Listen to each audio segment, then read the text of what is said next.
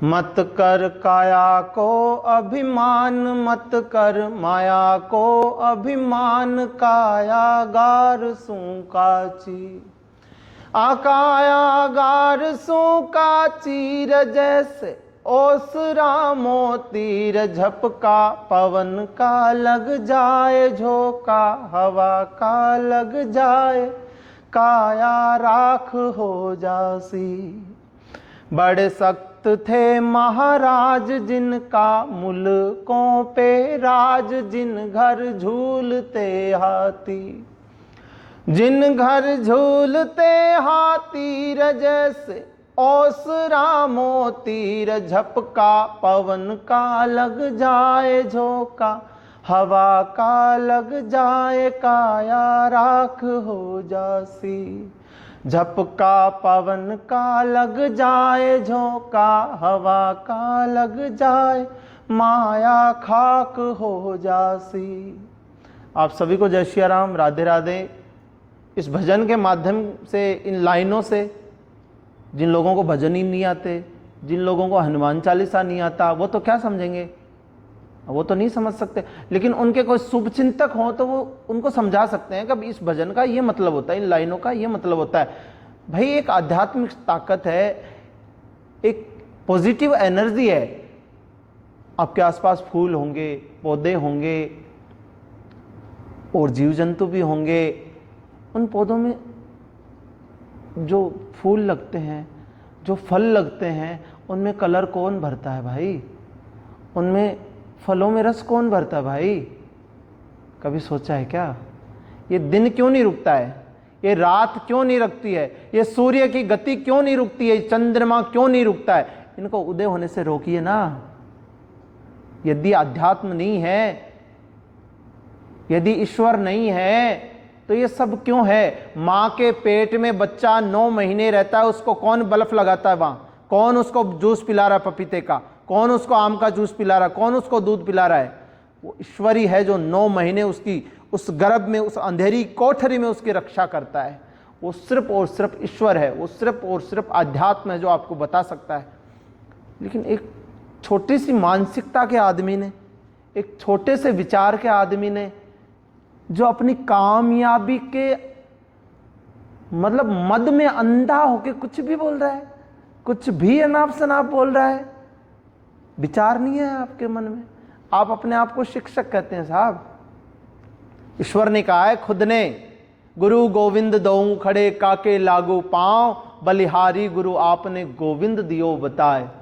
ईश्वर ने साक्षात आपकी महिमा गाई है, गुरु की महिमा गाई है, लेकिन गुरु अपने शिष्यों को अंधकार में ले जा रहा है। ये कैसा गुरु है? ये कैसी गुरु की महिमा है? डॉक्टर इंजीनियर बनाना कोई बड़ी बात नहीं है। पूरे हिंदुस्तान में फैक्ट्रियां लगी हैं,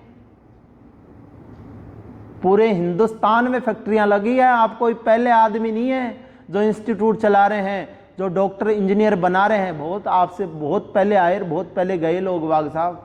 आप तो बहुत बाद में आए हो।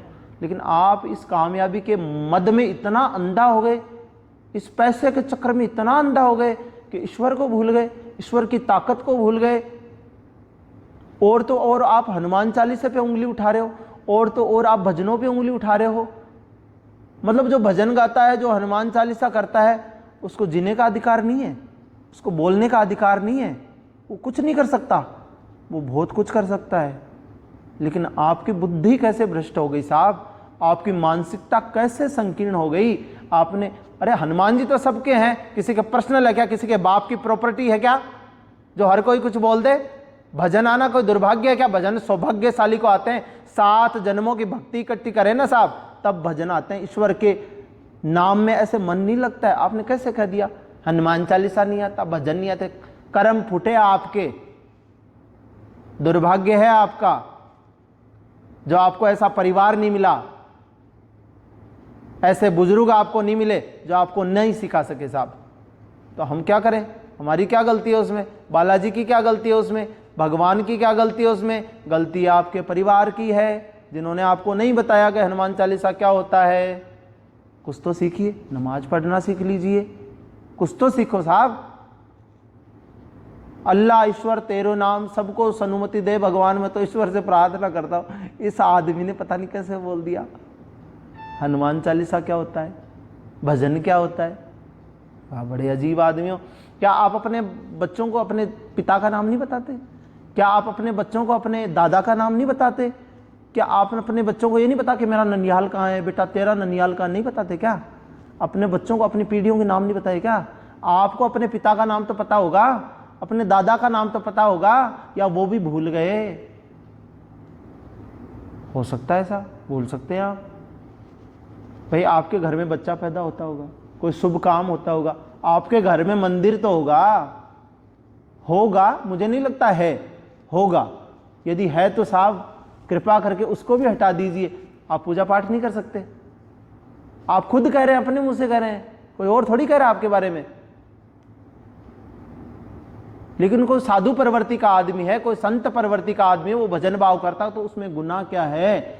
आपको क्यों आग लग रही है उसमें? आपके हिस्से का थोड़ी ना कर रहा है, आप भी करिए। लेकिन आप ठहरे राक्षसी प्रवृत्ति के, आपको तो सिर्फ किडनी बेचना आता है, सिर्फ लीवर बेचना आता है। आपके हॉस्पिटल, जो एक माना हुआ हॉस्पिटल मानता हूं उसको, जिसके सामने रोज धरने प्रदर्शन होते हैं, आज ये हो गया, आज वो हो गया, क्या है ये?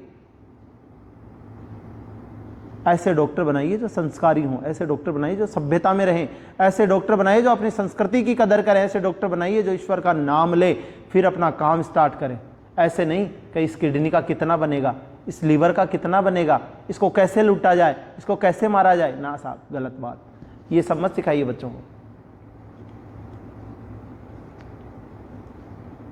अरे आपके घर में रात्रि जगह होता होगा, जागरण होता होगा, पितरों के भजन गाए जाते हैं, भगवान के गाए जाते हैं, माता के गाए जाते हैं, भैरू जी के गाए जाते हैं, किसी का तो कुछ तो होता होगा। बंद कीजिए ना ये सब।